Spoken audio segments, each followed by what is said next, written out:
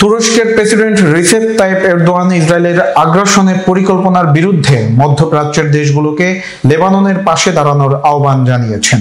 সেই সঙ্গে বলেছেন তুরস্ক লেবাননের পাশে থাকবে।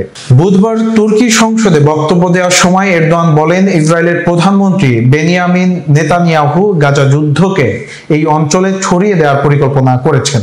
Dünyanın geleceği 5 ülkenin keyfine kaldıysa ne gerek var o devasa binalara?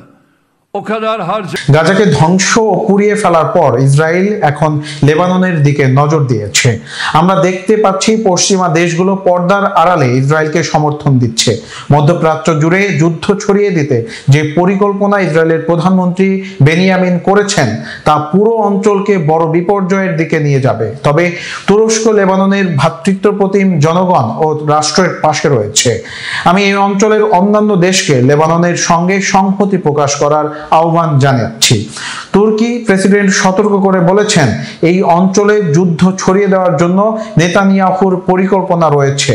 তার এই পদক্ষেপ এই অঞ্চলটিকে বিপর্যয়ের দিকে নিয়ে যাবে।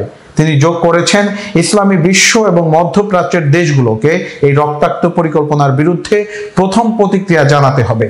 যে রাষ্ট্রগুলো স্বাধীনতা, মানবাধিকার ও ন্যায় বিচারের কথা বলে তারা নেতানিয়াহুর হাতে বন্দী হয়ে আছে, এটি অত্যন্ত ভয়াবহ একটি বিষয়।